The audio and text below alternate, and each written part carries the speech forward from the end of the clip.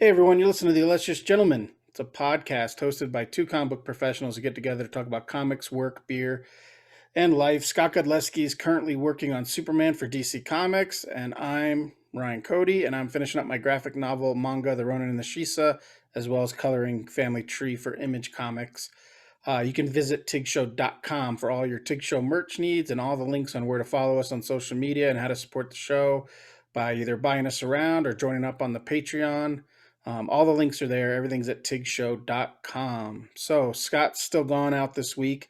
Probably will be for another week or two. He's got an insanely busy March going on. I'm just hoping that he survives the month. But be sure to follow him on Twitter at Scotty God, and you can see sneak peeks of what he's working on. He recently just posted his first cover for DC. It's for the upcoming Action Comics annual. Looks great as always.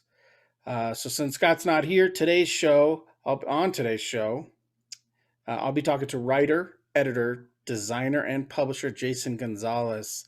Gonzo joined me in September of last year on episode number 182, and we discussed his La Mano del Destino book, which was then in the middle of its Kickstarter campaign.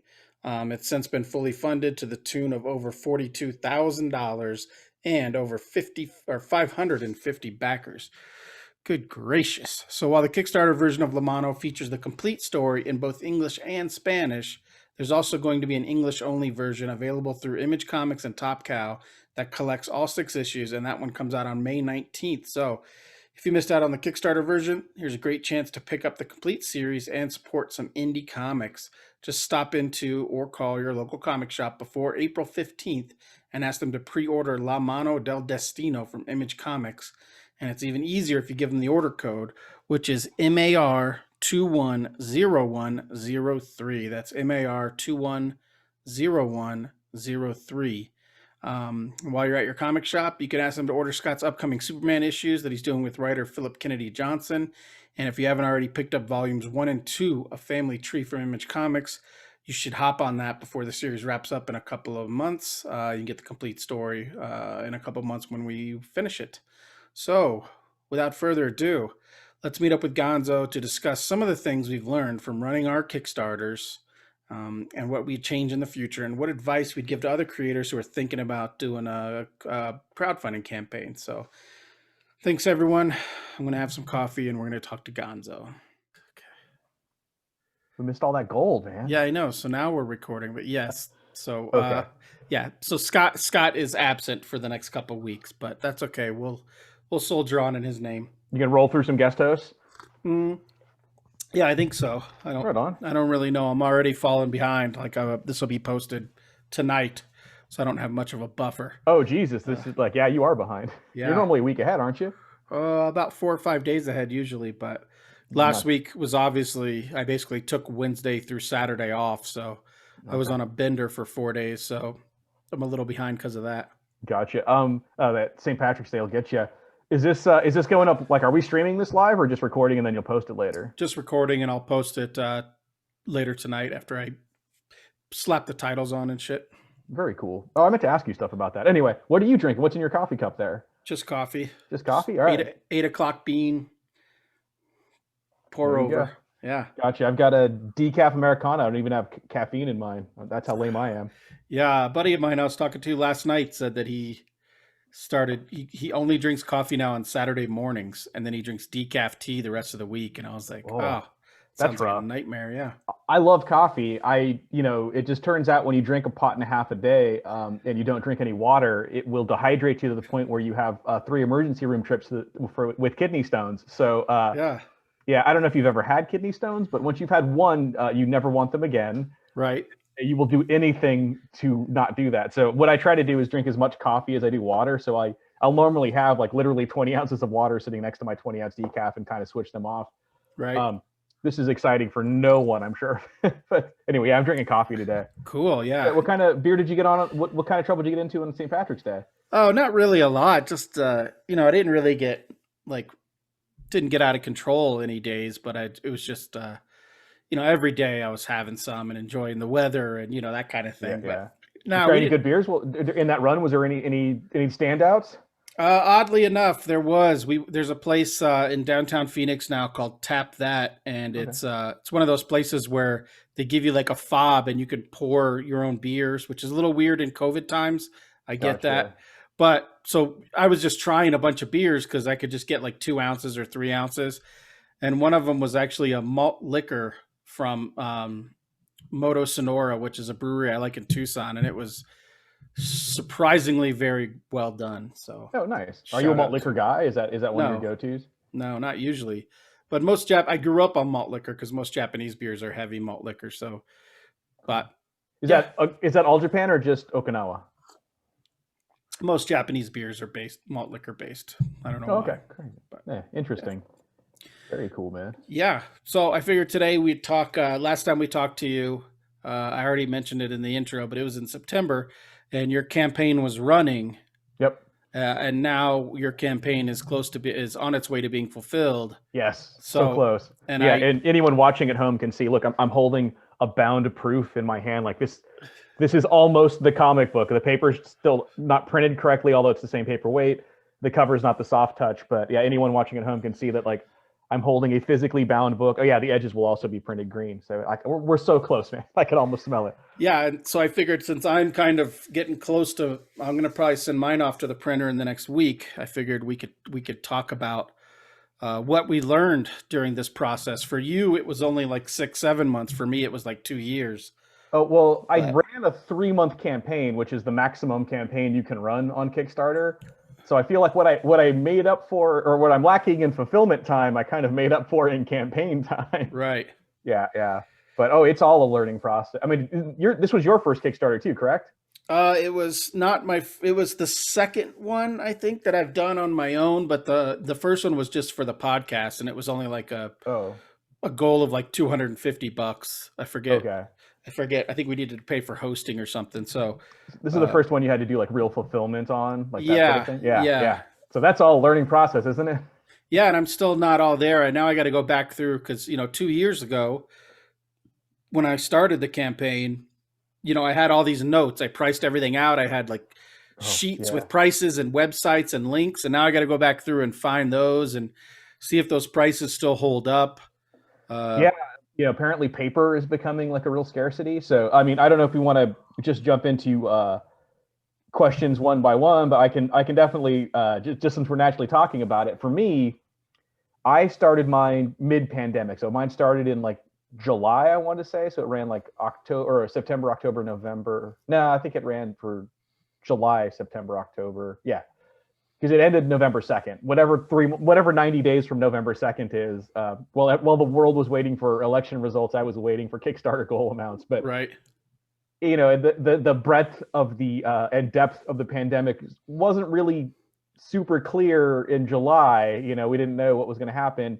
It definitely wasn't good, but it looked manageable. But so I had set into place like the printer I normally use. I got a quote from, and I had all of these things in place, and kind of systematically, like as the Kickstarter got closer and closer to closing, my printer informed me that his paper supplier had gone out of business and he would be having to resource the paper for the printer, and then for the printing of the book. And then right as I was about to drop the files off with him, our bindery went out of business. So he can handle stuff like center stitching, like my floppies, like the individual issues, they can handle that there. They can do center stitching or staple them for people who don't understand what center stitch means.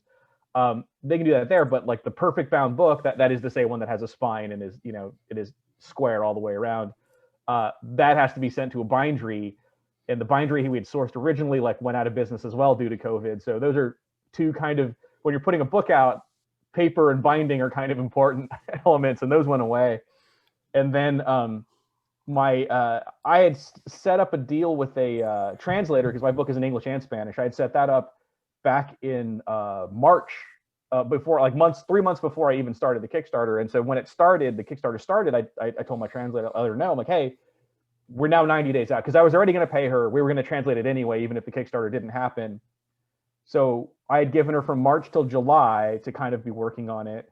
And then when we started in earnest in July, I was like, hey, you now have 90 days to get me that stuff.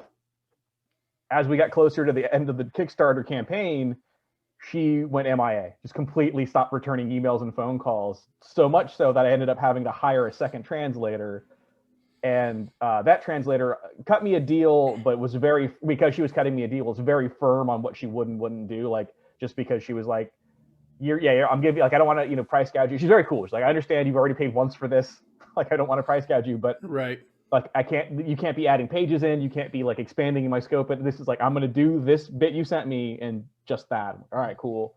Which then led me to like, oh, well, now I'll just get a Spanish language written for the Spanish side so that it's not being translated from English into Spanish. It's just, straight up. And so now I'm having to like source that. I want to say like my biggest issues were just coordination with other people.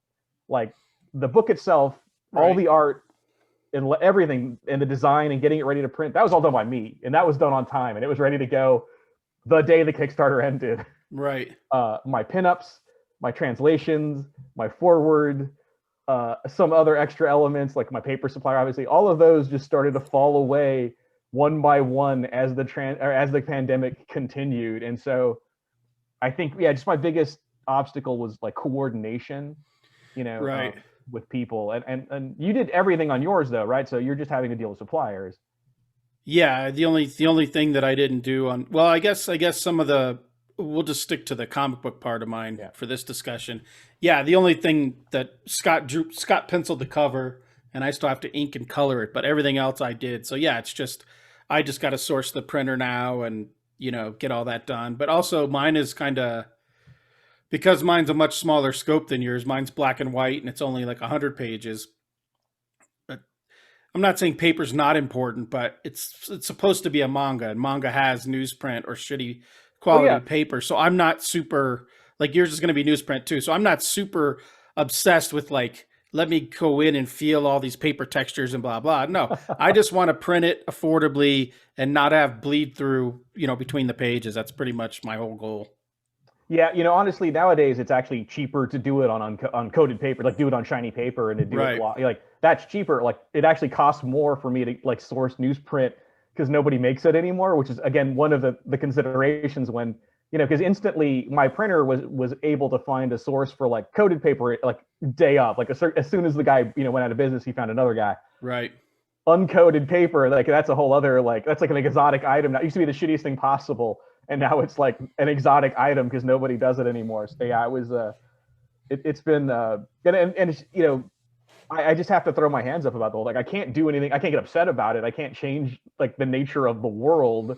And it's not like if I go to another printer, he's going to have any better handle on finding uncoated paper for me. You know what I mean? Like everyone's kind of in the same boat. Right. I heard through the grapevine that some very prominent publishers, like their print sourcing went out of business too. And there's a lot of scrambling that's had to happen. And I'm just a guy, like I'm not a comic company really. Right. Yeah. So you don't have the bargaining power. Yeah, exactly. So would you say like that was kind of the most difficult part of like, let's talk about during the running of the campaign, during those 3 months, what surprised you as being like, this is much more difficult than I thought? Like for me, I had trouble getting like eyes on my campaign. Like I didn't pay for any of the promotional services. So I'd post about it every day, but then I feel like, you got to trick the algorithm, right? Yeah. If you say Kickstarter, it automatically throttles back your engagement. So you have to like say, hey, I'm running a campaign still. And then in your comment, you get a nest like, oh, here's the link to the Kickstarter campaign. Because if you just link to your Kickstarter. So all of that, I would say that kind of the engagement aspect, it wasn't what I wasn't prepared for, but I really, I don't know if we want to like move on to like lessons learned or whatever. Like in my next campaign, I will pre-make all of my ads before I make the Kickstarter, because I did buy ad space and I also just like bought some. Well, I did like a managed campaign where like I spent several $100s just getting engagement, but that's like 200,000 people saw my ad. But, like my Kickstarter only has like, I think like 600 backers, you know what I mean? So it's like, it is such a game of numbers where it's like, oh, 1 million people means I got 30 people to actually pull the trigger and buy it, and it's like, I always like having to target my stuff for like, my bilingual people and, Latinx people, and like having to like, it really had a small appeal. So I had to work hard to get that niche and audience engaged in my niche ass project. So right. It was some work. So And I think, and I was like waking up every morning and just having to like make a new like story post.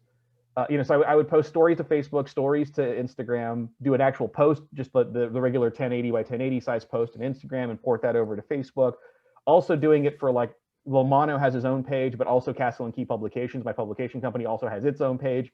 So it's like everything, those platforms times like my 3 or 4 presences in each of those places. I would build a template and a structure for that beforehand next time, so that I'm not like literally spending the first 2 hours of every morning just like getting the word out again, Right. and like having to like try to get past and anyone listening who's thinking about running a Kickstarter campaign, just know that you're going to work your ass off to get the word out, and 2 days after your campaign closes, close personal friends of yours are going to be like, "Oh, hey, I didn't know you're running a Kickstarter," and you're going to want to pull your fucking hair out. It is so annoying. Yeah, and so since I didn't pay for any of those services, I feel like all I was doing every day was like posting to my same echo chamber, like no one new is finding that. But to your point of like, you only get a very small fraction of people who actually see the link, click on it, and even fewer back it. Like I would have like, I would have like people I know that have like 50,000 followers, like they would retweet my link and I would get like one engagement off that, and it would be like, looks cool, Yeah. but I mean, I it's was like getting insane. Like the most likes of things I've ever done, like those ads were, like I said, one of those ads had like 200,000 likes on it. You know what I'm saying? And my campaign had 600 people on it. Even my post that I was just putting like on my wall, like, oh, my book's for sale, I'd get like 200-300 likes on that, like almost, that's like more like, a good, post for me is usually like about 100 likes, like if I, my daughter's graduating college, that's 100 likes. If, I'm getting married, that's 100 likes, you know what I mean? Right. So, I'm still like the most ever, still my campaign's only like 600 people. Like, so Yeah. It's hard just to be top of mind but yeah, man, it's that kind of thing where I got some really good advice from Brian Polito. Actually reached out to me because he's been very supportive of my project. He's been a cool guy. He also runs a lot of Kickstarter campaigns. I think I think he likes my project, and he wanted to see it be successful. So he reached out to me and was like, "Hey, man, do you mind if I give you some unsolicited advice here?" Like, sure. And one of the things I got from him was like, he's like, "Dude, you got to be more engaged. You got to be more annoying." He's like, "You're gonna get to the point where you think you're like super annoying. You got to go beyond that. You just he's like, trust me." The people who do see you every day, they're going to understand. And then the people who don't see you every day are finally going to see you. So just get to that point where you think this is bugging the shit out of me personally, the person putting the message out there, and then go beyond that and know that that's still not quite enough. Like, yeah. I think the same, like if I did another one or when I do the next one, like the one thing I learned during this process was just that like I knew that doing the book would be a lot of work, but I didn't realize like you mentioned, it's like hours a day of like, oh, I posted this, now I gotta wait and post again to this other platform, but I'll wait 10 minutes, or I'll post again after lunch. So it's like your whole day is obsessed with like promoting this thing that you're seeing very little engagement from. Yeah, it's a marathon and not a sprint for sure. Here's another good thing I learned, and you may not know this, I might not have even shared this with you. So if you post something in the morning that people engage with, that's not a link and that's not like Kickstarter, like doesn't have the word Kickstarter, if you just post something, right? And then you get a lot of people engagement, your re-engagement throughout the day gets higher. So more people will see when you then start posting about your Kickstarter. So I would start my day with like just dumb question, like open-ended stuff, like, what's the best Led Zeppelin song and why is it 10 years gone? And then you get a whole slew of people who want to chime in about Led Zeppelin, why are the Kinks better than the Beatles? Shit like that, unrelated, like why is why is Joe Stinnett actually the best Kirby inker? Whatever, like just to get people interacting to your page. Yeah. Someone's got a Mike Royer conversation they want to have with you, right? When you start espousing the how Stinnett probably was a good inker, like because people love to shit on Stinnett. So now you've got 40, 50 people who have actively engaged in conversation where, like, and you got to go a little back and forth with them, when they talk about, Stinnett erasing faces, you're like, hey man, he had deadlines to hit and Kirby turned that shit in late, but whatever, right? You do that, and then later in the day, you're like, yo, Lomano Kickstarter happening, then those people are going to see them for sure, the people who've already engaged with you. So start your day off with something innocuous that's open-ended, that will invite, put a hot take or what. I mean, it doesn't have to be like super combative, but get in the zeitgeist, man. If I was running Kickstarter today, I for sure every morning would be talking about the Justice League movie because that's all anyone's talking about. And the algorithm sees what other people are talking about. So if I'm talking about Falcon and the Winter Soldier or Justice League, and I do some open-ended thing about how like John Walker was actually the best Captain America, better than Steve Rogers, like that's gonna get some engagement, right? And then like like spoiler alert. Oh yeah, whatever. So, hey, I didn't say it was part of the show, man. Right. Like, all right, that you spoiled it. Anyway, you do those sorts of things in the morning, and then in the afternoon, people are going to see more of it. So that's a really simple thing you can do to kind of, and it's not going to bust the algorithm wide open, but it's going to get you just a tiny bit more engagement. And this whole thing, unless you've partnered with Keanu Reeves, having like monstrous success day one isn't really going to happen for most people. It is a slog and it's a marathon, and it's literally every day, and you're going to be up and you're going to be down, and it's and the thing is like I have a pretty chill attitude toward things like this, where I'm like, if it's going to succeed based on its own merits or whatever. But Kickstarter doesn't let you forget how you're doing that day. It sends you like 3 or 4 emails a day telling you how you're doing. Sometimes they're negative, and that like fucks with your head. So yeah, it is it is a marathon, and be ready for it to be a marathon. And even if you like get over, realize that people can still cancel. Like there might be another global recession. Like who knows? You could be running a Kickstarter campaign, and then suddenly everyone has to repay that $1,400 of stimulus, and like everyone's like negative $1,400, and or gas prices might shoot up by $5 tomorrow because we declared war on Syria or some shit. You don't know, right? So until it closes and that money's collected, you gotta be selling. Like, I feel like Alec Baldwin and Glenn Ross here. Yeah, always be closing. Always be closing for sure. Yeah, comics are for closers. All right, so let's see. So what changes would you do to a future campaign? Like I've stated already in the past on this podcast, but in the future, like I'll never run another campaign unless I use it as just like a pre-order. So like the book will be done by the time the campaign ends, or I can straight up like commit just to that. So let's say my campaign ends on July 1st. I'm not taking any work for July and August, so that the book that's all I'm working on. Because with this one, it closed and I got the money, and then immediately I had to buy plane tickets and book Airbnbs. And so all the money was kind of gone almost immediately on like stuff that I needed for the project.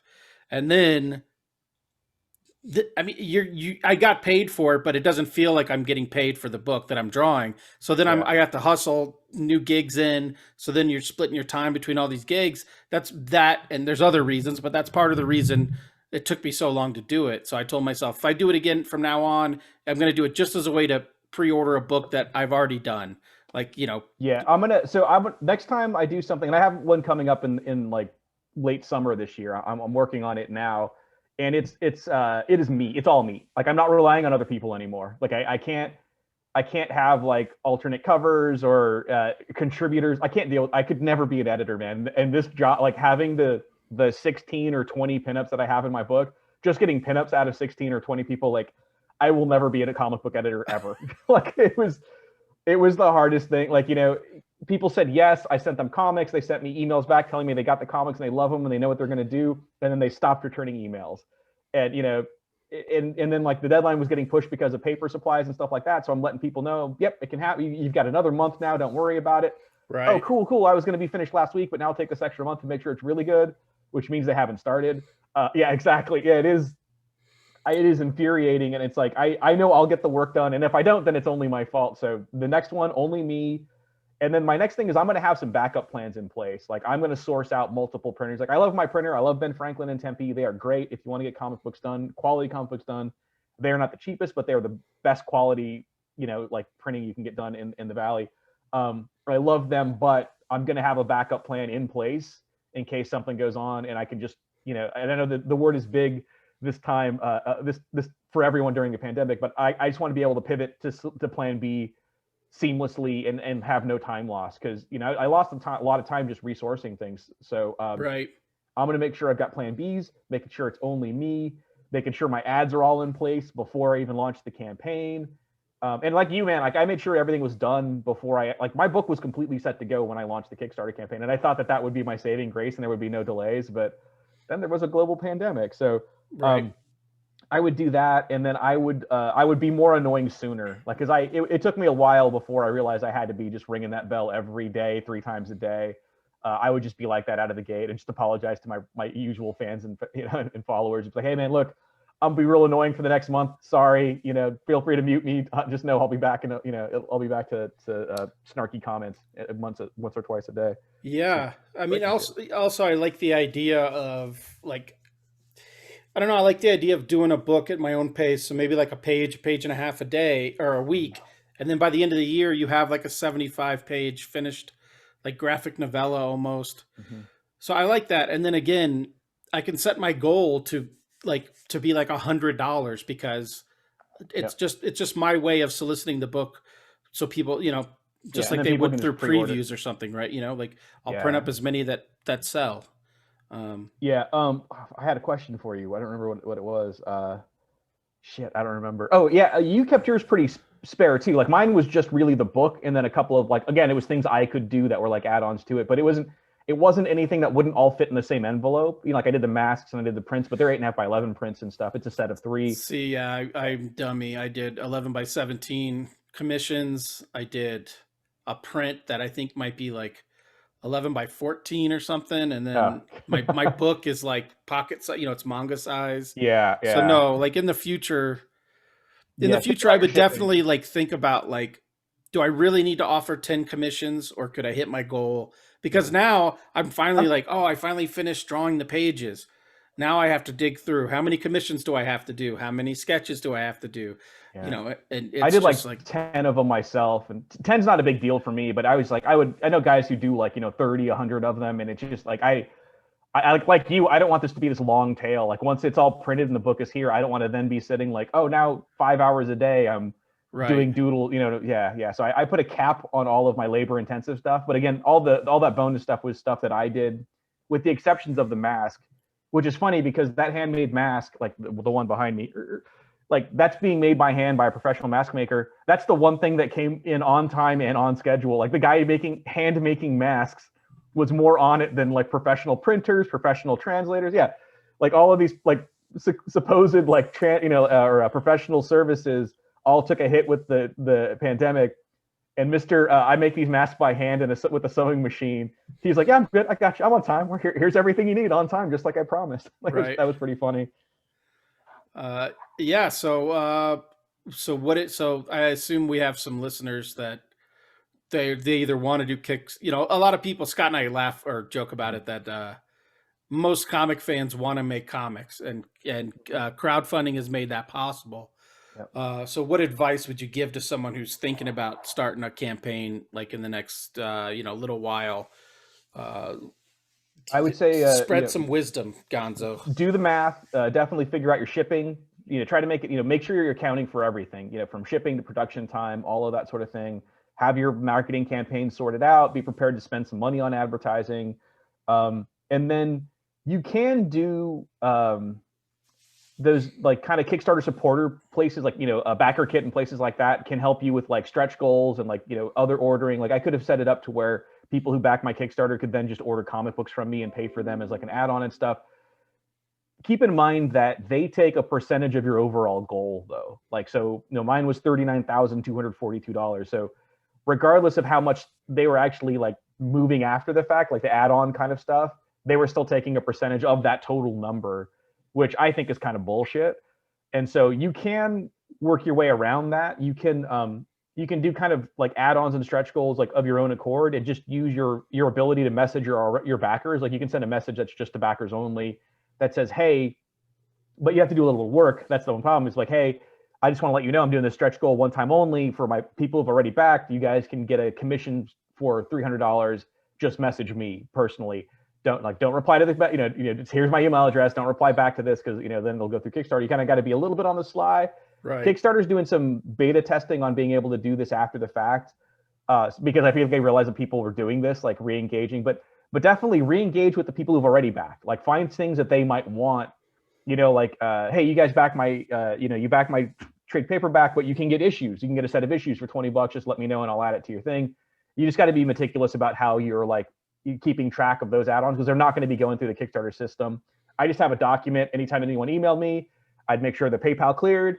I would, I would have them adjust without reward their their pledge, right? So if they pledged at $35, they would just add 20 onto it without having to jump tiers. They would stay on the same tier, but then just add that onto there. I would see that it was in the system. I would make a note of it on this document. I've got a big document of them. So yeah, re-engage your audience to do some marketing for you. You know what I mean? Like I did some stuff where I'm like, hey, the first 5 people who get 25 likes to a post about this campaign, I'll do a doodle for today.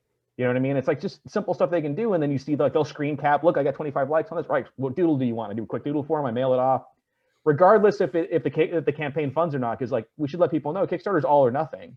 If you don't fund completely, you don't get any of the money. You can come 99% and then still not make it. But because those people you're trying to mobilize your supporters, I try to give them rewards they're going to get regardless. So if I'm promising a sketch or a doodle for retweets and likes, I'll just do it day of mid-campaign. It's also kind of cool because I don't have to think about it after the campaign is closed. I can just be like, oh, here's your doodle, put it in the mail. Here's your sketch, put it in the mail. It's done. They got it. They help get me engagement. So yeah, I'm try to engage your audience as much as you can, especially the people who have already shown interest and have already backing, because there are people who are already enthused, while continuing to go after people who are just your general audience that you're just trying to get a hold of. Yeah. And have a plan, and then also be ready to pivot on that plan, because things might change. But yeah, plan it all out. I definitely be realistic in your goals, like you mentioned, and always whatever you think shipping and manufacturing is going to cost, go ahead and add another 20% on that, because like I said, unless you're really, and I'm bad with money in general, but unless you're really kind of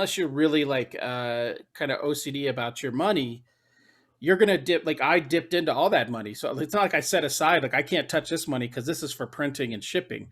No, that shit's gone. So now I'm out of pocket on a lot of that stuff, even though I did, I just got paid for it a couple years earlier, sort of thing. But yeah, figure out what your shipping prices are going to be too. If you want to do the math on international shipping and stuff like that, just know that it's going to take forever and it costs a lot, but do the math and try to figure out if you can, if you have a mock-up of what you're actually printing and selling, take it to the post office and go, hey, what does it cost for this to go to China? Or, you can get stamps.com too, what does this cost to go to China? What does it cost to go to India? What does it cost to go, just go through the countries you want to make it available through, or say no international shipping, like I did, just because at the time I was doing mine, a lot of countries weren't accepting mail. So I didn't want to wait or, anything. So, yeah, I mean, you can really get hosed on shipping and shipping supplies too, so I made sure everything I do fits in a flat rate envelope from the post office. I mean, I know it all just fits in a flat rate envelope, and it's never going to be more than that $7.75 to anywhere in America. So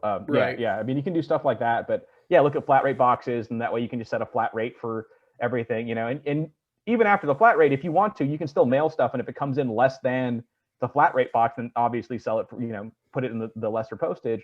Or if for just ease of use, you want to just stuff it in flat rate boxes or flat rate envelopes, you can also do that. But yeah, shipping is something you really got to figure out, and it's something that can get out of hand in a hurry. And definitely figure it into your goal, because they don't. That has to be part of your right. Goal. The way I didn't even want to deal with the whole because for people who don't know, you could select shipping as an add-on to your tier. And then they kind of do the math for you, and there's an algorithm, and there's a bunch of check boxes to calculate shipping. I just rolled everything into the cost. So I didn't do any of that. So I was I think I'm pretty sure it'll cost this much to ship it, media mail. Mm-hmm. So I'll just add an extra $4 onto what I would charge for the book, or $5 what I would charge for the book. And then that way there's but yeah, I didn't do any international shipping. So I was just just pay the tier price, shipping's included. I don't know if that's the smartest way to do it, but it was the easiest way to do it. Yeah, I added shipping onto mine, and it was just it was $8 because it's $7.75 to send it in the mail. So I just was $8 for shipping anything, and yeah, I couldn't do the math either, the algorithm or the calculus involved in being able to sell it at a discount to retailers and stuff, because you get a lot of retailers to reach out to you is there, and some people will offer a retailer or librarian discount rate, and for this it's I don't know how many more regular issues I would have to sell so that I could afford to sell discounted ones, and how that ends up evening out, or if I'm just going to end up losing money every time I sell a discounted one. So I just was nope, just not doing it. You can keep it as simple as you want. You can just be flat price, flat rates, shipping, no discounts, that sort of thing. But yeah, be prepared for a lot of people will reach out to you soliciting stuff too. Like that's a big thing. Like once you start a Kickstarter campaign, a lot of people trying to sell you stuff are going to be like in your inbox in a hurry. But you can also like co-brand with other Kickstarter campaigns that are going on concurrent to yours. You know, people who are doing like-minded stuff. Like, hey, this is another cool indie Latinx book. Like, I'm gonna promote theirs, I'll promote mine, or we can offer like I'll do a sketch cover for them if we can hit like, you know, if their backers will back mine at a certain dollar amount or something. So yeah, I mean, I did a little bit of like cross promotion. And also, you know, feel free to say no to those people who like just don't jive with you, because I definitely got reached out to by some people who are just like yeah, I don't see a lot of overlap between my audience and yours, you know, like I think your audience might be sorely disappointed in what I do and vice versa. So like, you know, I don't think so. But I did end up partnering up with like 5 or 6 different campaigns where we just found ways to cross promote with each other, you know. Yeah, that's smart. Just new ways to get your post out there that's going to go out of your bubble, you know, your social media bubble. Exactly, man. Getting outside the boundaries of your sphere of influence is so huge with this kind of marketing. And, you know, and then like I said, man, even buying engagement doesn't necessarily translate to pledges, you know. Yeah, and you had the unfortunate instance to where you couldn't promote at shows and stuff like that. Like I was able to, Yeah. I had a little mini poster printed up that I would have on a table at a convention. I had little like pamphlets I could hand out that had like, you know, go to my website, that'll lead you right to the Kickstarter. You can order it Yeah. there, all that stuff. And I would get a couple people I'd talk to at a con, and I would see them pledge like the next hour or the next day or whatever. But Nice. you, because Yeah. of the pandemic, you weren't able to do any of that. Yeah, it was just everyone I could reach via social media, you know, or, you know, personal, like, and then, you know, hand selling stuff too. Like, you know, if you want to go like get an email list beforehand is a really good way to like just get out there and let people know your Kickstarters are happening. You know, email lists are becoming more and more popular now as more and more engagement is just like throttled and filtered, and, you know, you have to kind of pay to play in the public forums. So try to get an email list, you know, like do like a little soft launch of it, you know, like, hey, I'm thinking about launching a Kickstarter, like send me your email if you want to be on the list to be ahead, you know, get a little ahead on that. So yeah, those are good ways to kind of like, you know, build engagement. But yeah, man, and just, you know, nothing, you know, like have a plan for like, you know, press releases to send to like media outlets, try to get on like, well, on this like podcasts and, you know, stuff like that. Podcasts are a great way where you can like actually talk about the project and kind of let people know what it's about.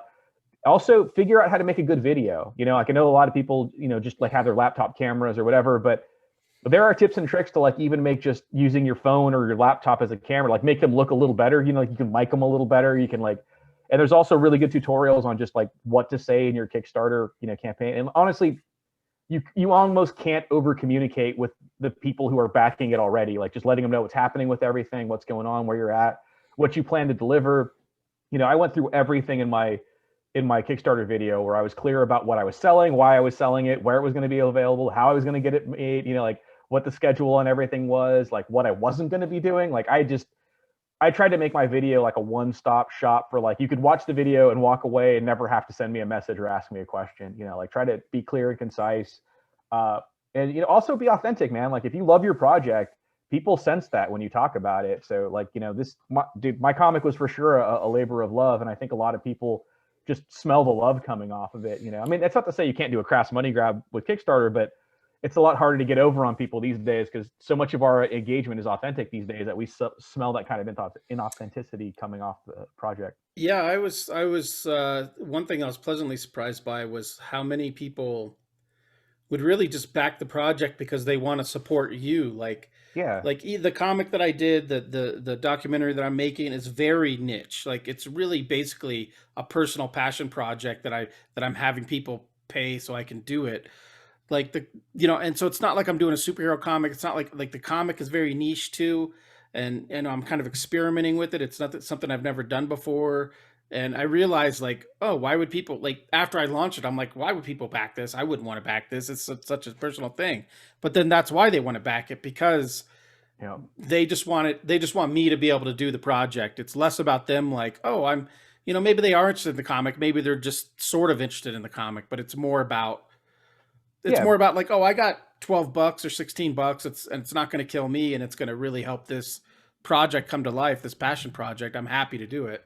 Yeah, so be personal for those exact reasons, like in your videos and stuff, and in your engagement with like your updates and those sorts of things. Like, yeah, you know, make, like let them know like why personally that's important to you, and what you're trying to do, and like how you feel about it. Like, don't be a robot. And yeah, I got to say, like everyone, like despite all of these kind of obstacles, man, my Kickstarter backers have just been amazing. Like I keep, because comic fans can be, shitty on occasion, and I'm just waiting for people to crop up with like, like, oh, geez, man, what's going on? Or, some amount of snarkiness, shittiness, impatience, whatever. And, like, I'm just trying to stay ahead of that also with like all of the updates I put out there. But man, to a man, like everybody has been super cool about everything, even with like the image announcement. Like I thought someone would be like, oh, what did I back it for if it's just going to image? Like I was clear about them being two very different versions, and everyone's been nothing but excited about that. Everyone's been like, yeah, man, like this is cool. Like we helped make this a success. I'm like, God, yeah, like.